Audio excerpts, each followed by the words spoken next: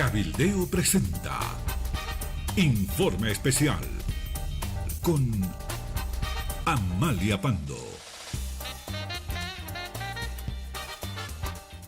Siempre me pregunté por qué el gobierno de Evo Morales instaló una planta para la producción de fertilizantes, es decir, urea y amoníaco, en Bulo Bulo, que es próximo al Chapare, tan lejos del posible mercado que es el Brasil, a 816 kilómetros de la frontera con el Brasil. Es decir, desde el punto de vista económico, ni un amateur podría haber cometido un error tan grande, es decir, instalar una fábrica de $1.000 millones, pero tan lejos de su posible mercado, el Brasil. Le pregunté esto a un ingeniero que fue despedido de Yacimientos, que era el encargado de proyectos de YPFB. Y le dije, ingeniero, ¿cómo construyen una planta en medio del país, tan lejos del posible mercado? ¿O es que no pensaron en el mercado? Y el ingeniero dijo, mira, nosotros siempre pensamos que este proyecto era para la exportación y propusimos que la planta se construya en Puerto Suárez, en la frontera con el Brasil. Y nuestra propuesta y nuestro argumento fue descartada y el resultado fue que me echaron. Eso es lo que pasó y se construyó la planta en Bulo Bulo, una planta que fue adjudicada el 2013 a la Samsung, tenía que funcionar el 16 y empezó a media máquina el 18. Bueno, lo concreto es que trabajando a 80% de su capacidad instalada, de acuerdo a las autoridades de YPFB, iba a producir 700.000 toneladas de urea al año. Y lograron conseguir una empresa privada brasileña que les comprara la mitad de la producción, la suiza Keytrade, brasilera. 335.000 toneladas al año, ese es el compromiso de los brasileros. Quiere decir que hay la mitad de la producción sin mercado. Con mucho optimismo, el 20% de la producción podría ser asimilada por la agroindustria y los agricultores en el país, pero exagerando. Es decir, hay un excedente de producción si es que esta planta que se prende y se apaga realmente trabajaría de manera continua todo el año. La pregunta es, ¿a dónde va ese excedente? ¿Qué se hace con ese excedente? Y ahí queda la interrogante. Voy a otro tema. Hace pocas horas, la Procuraduría de la República Dominicana, junto con los agentes federales de los Estados Unidos, allanó una mansión en Punta Cana, República Dominicana, valuada en $18 millones. Se cree que iba a ser el refugio de Nicolás Maduro y de su mujer Cilia el momento en que escapen de Venezuela. Lo concreto es que esa lujosa propiedad en la que encontraron dinero y, bueno, $18 millones. ¿Cómo puede ser una casa, una mansión de $18 millones? Usted puede imaginar los lujos que tiene, ¿no? Y además adentro encontraron dinero, detuvieron a 4 personas, pero el que aparece como propietario no fue habido. ¿Quién es un tal Samarc José López Bulba? Llamémosle José López para poder memorizar el nombre. José López es el dueño, el aparente dueño de esa propiedad. Investigadas las cosas y de acuerdo a las declaraciones de los investigadores de los Estados Unidos, José López no es sino el testaferro del ministro del gobierno de Maduro, quien hace poco fue vicepresidente de Venezuela, Tarek El Aissami. Tarek, llamémosle Tarek, parece ser el centro de esta historia.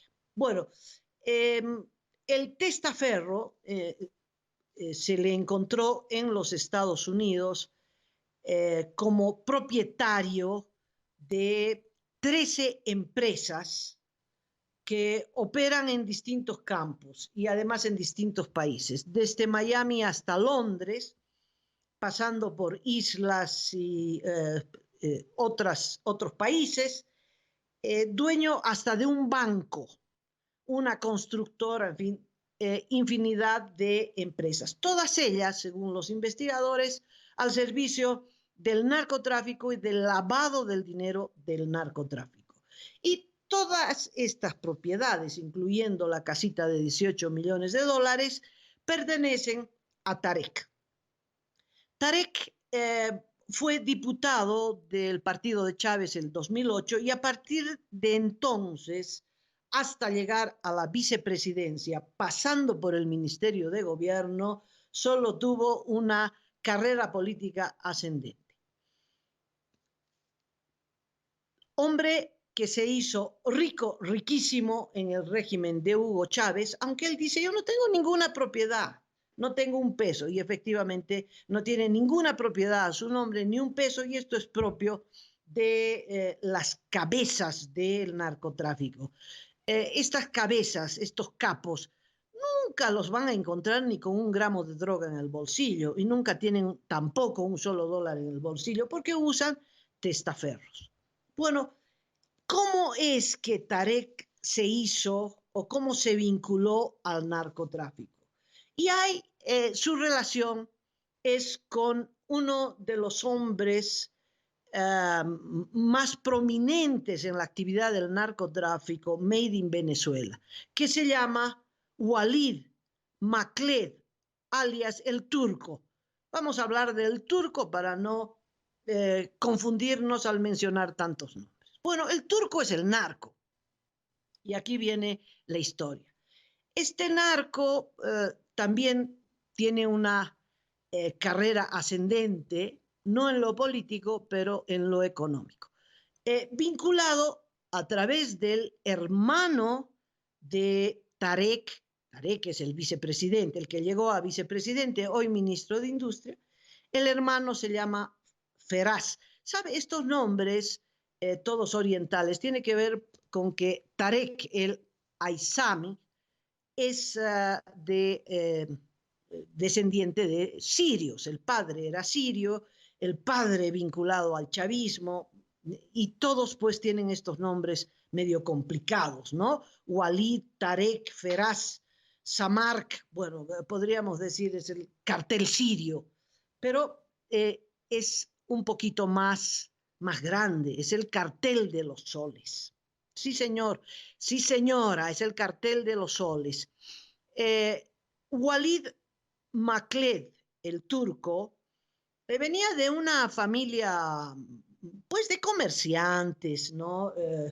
De provincia, hasta que el 2003 empalmó con los vínculos políticos y se hizo de contratos con el gobierno. Había desabastecimiento y entonces el gobierno de Hugo Chávez le dio la distribución de gasolina y ahí empezó a tener mucha influencia. Después la importación de alimentos, un escándalo, trajo alimentos podridos, etcétera, etcétera. Pero en realidad todo eso ya vinculado con Tarek, el que llegó a vicepresidente, a través de su hermano Feraz. A su hermano Feraz le encontraron, cuando el turco cayó en desgracia, le encontraron una cuenta en el banco suizo HSBLBC de 45 millones de dólares.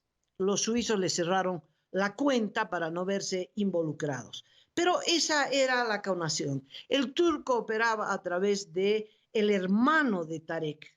Tarek a través de varios testaferros manejando miles de millones de dólares. El año pasado, Estados Unidos lo puso en la lista de los narcos más buscados a Tarek y le decomisó en los Estados Unidos eso, miles de millones de dólares, además de haber encontrado empresas vinculadas a través de testaferros con su persona, además de las 13 mencionadas, a través de este testaferro José López, que es el dueño de la casa de Punta Cana, otras 25 vinculadas a Tarek. Bueno, todo esto tiene que ver con el narcotráfico.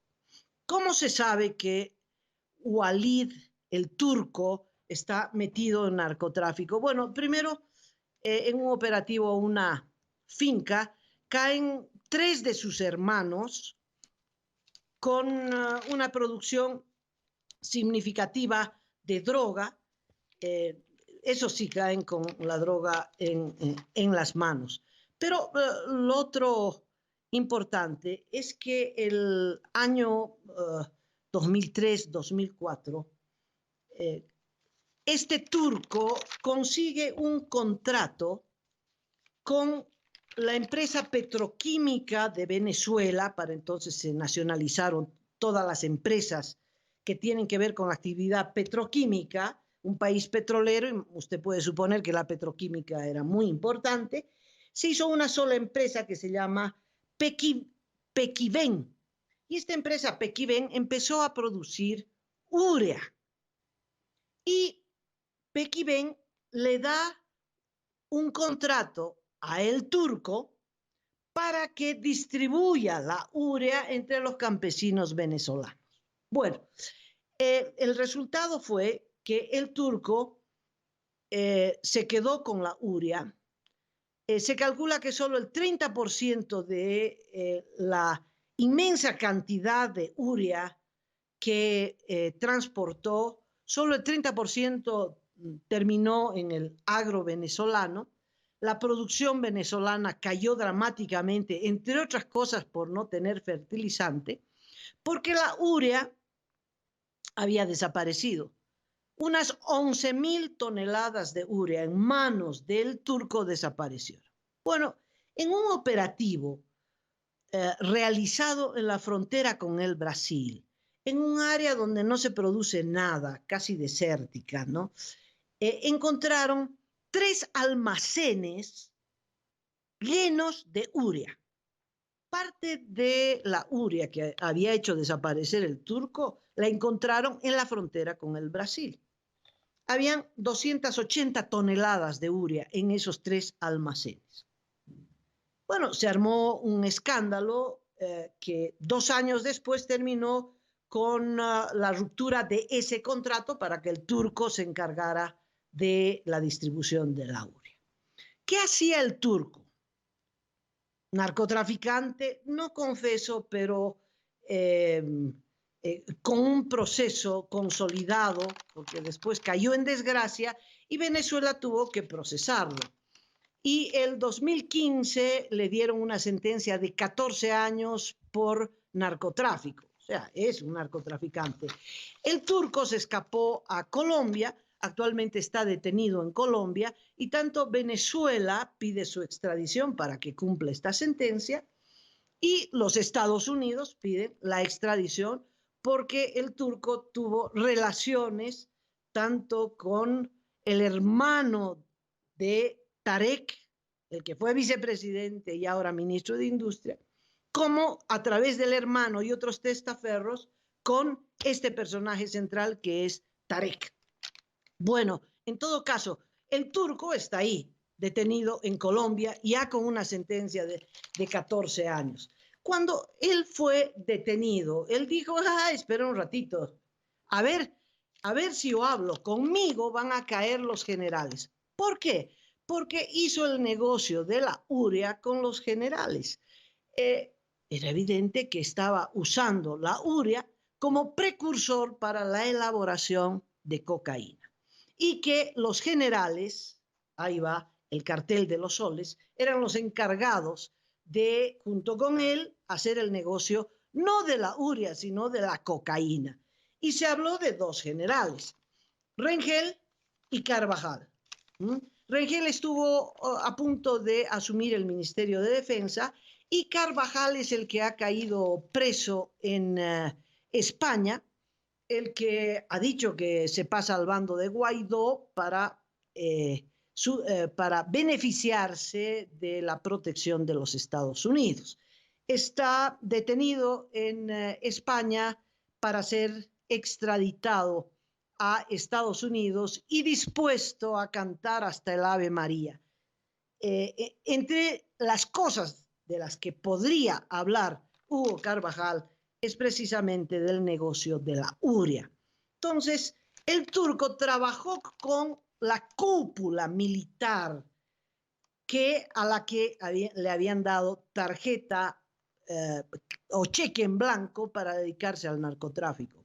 Y el turco era parte de eso, era la parte civil del negocio del narcotráfico en Venezuela. El punto es que cayó en desgracia, era ya políticamente inconveniente y entonces no es que lo detuvieron, se escapó, pero lo procesaron y lo sentenciaron y le cortaron todos los negocios colaterales con los que se hizo rico, la distribución de gasolina, la importación de alimentos, la distribución de urea, que él aprovechó para la producción de cocaína, etcétera, etcétera, etcétera. Bueno, le reitero, el turco tuvo negocios con el hermano de Tarek.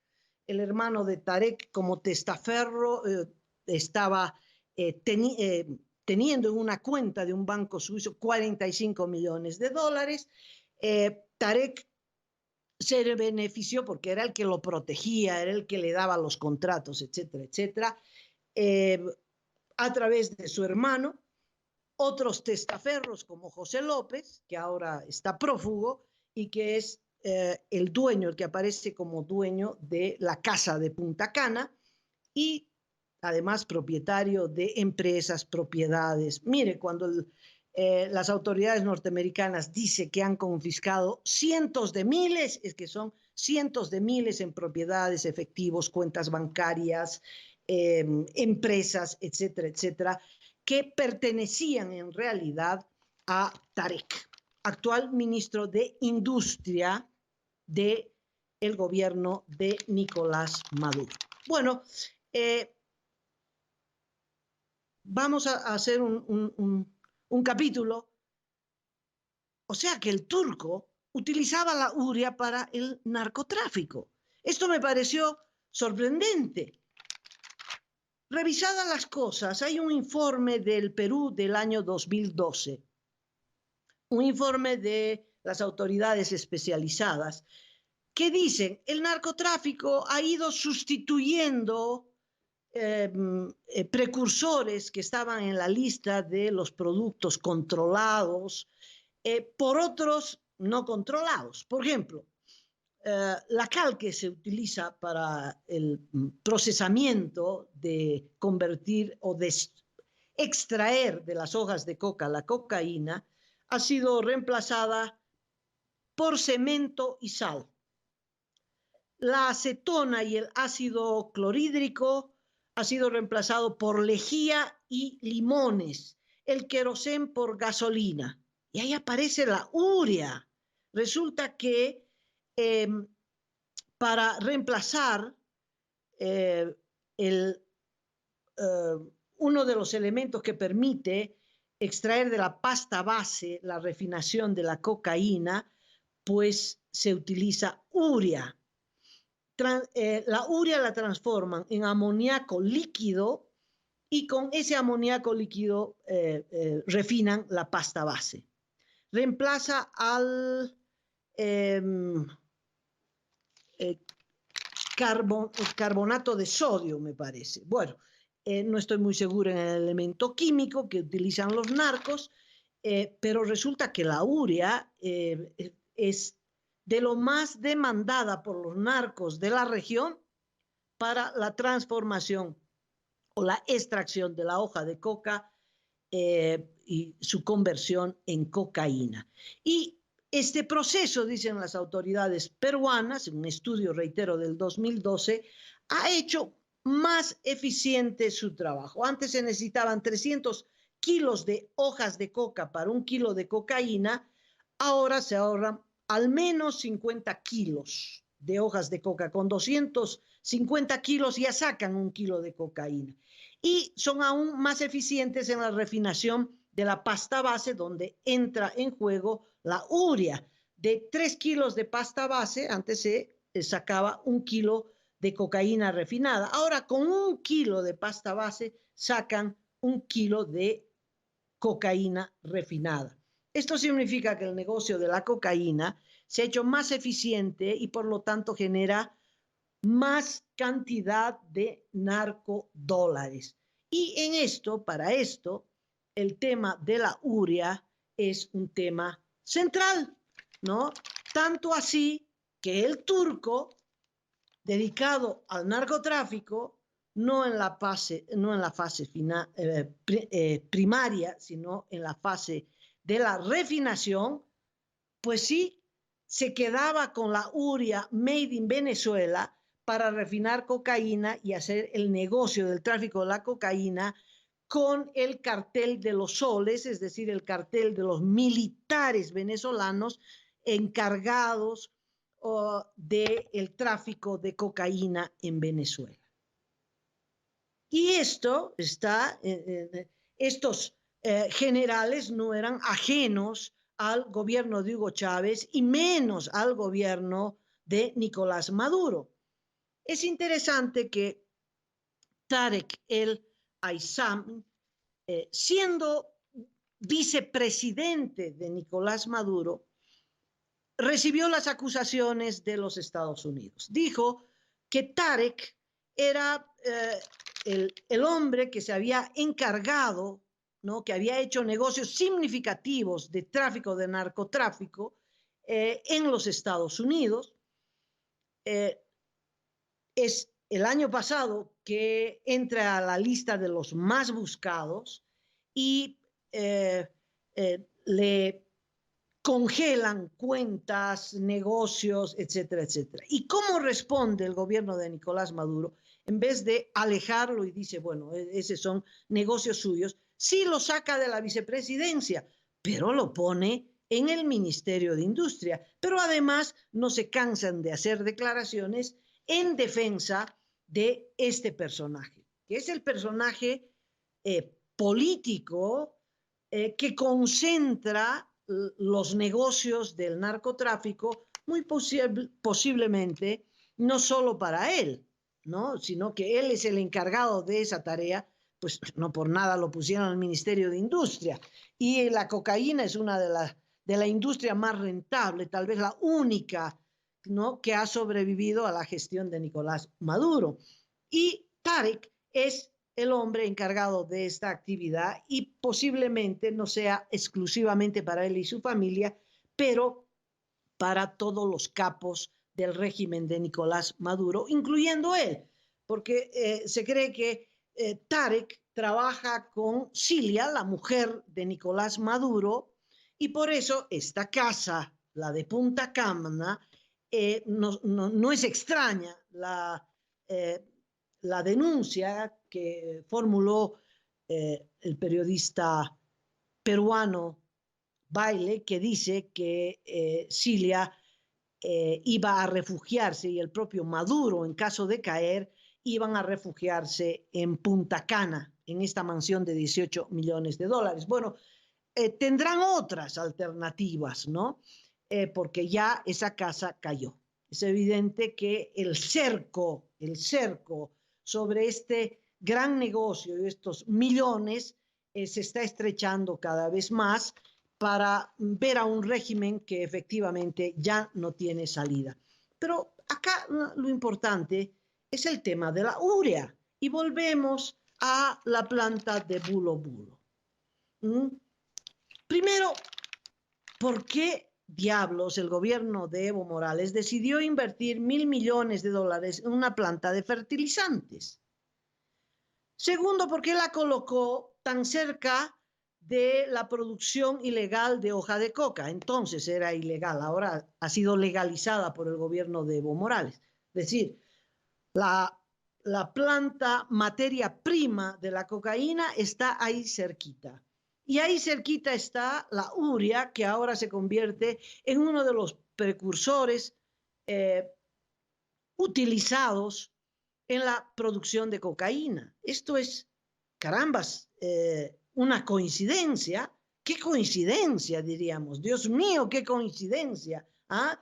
Ahí mismito, en el lugar y en el tiempo coincide la hoja de coca, cuyo destino es el narcotráfico, y la urea que ahora se utiliza para la refinación de la pasta base para convertirla en cocaína. Una inversión de esa magnitud, 1.000 millones, lejos, lejísimos, a casi 900 kilómetros del mercado legal de los fertilizantes que está en el Brasil. O realmente son muy malos para escoger los lugares, o la verdad, el lugar donde fue instalada la planta de Bulo Bulo no tuvo nada que ver con el mercado legal de la urea y de los fertilizantes. De cualquier forma, sea cual fuere la respuesta, lo concreto es que la urea se utiliza para el narcotráfico, que ahora Bolivia tiene un excedente de la mitad de la producción que podría terminar en esta actividad ilegal y que el gobierno de Evo Morales no ha dictado ningún decreto supremo para hacer un seguimiento o por lo menos incluir a la urea entre los productos que van a ser controlados, vigilados, es decir, no está en la lista de precursores del narcotráfico, ¿verdad? Urea se compra y se vende en todos los rincones del país y la fábrica de Bulo Bulo ha hecho unas bolsas bastante cómodas para que en ellas se pueda vender al por menor, ¿no? Se vende al por mayor, pero también hay bolsas de 50 y de 100 kilos con urea que salen de la planta de Bulo Bulo. La necesidad de controlar, la necesidad de saber a dónde va el excedente de esta producción es una necesidad imperiosa si es que se quiere luchar contra el narcotráfico. Pero si no se quiere luchar contra el narcotráfico y la planta hoy se ha puesto al servicio del narcotráfico, como fuera, los narcotraficantes deben estar pero chochísimos de la vida, ¿no? Es decir, no solo tienen la hoja de coca del Chapare a su disposición ya como una planta legal, pero caramba, Evo Morales les hizo una planta de urea, ya no tienen que importarla del Brasil, del Perú, de Venezuela, no, ya la tienen ahí mismito en Bulo Bulo. Con otro informe especial estaré con ustedes mañana. Muchas gracias. Cabildeo presentó Informe Especial con Amalia Pando.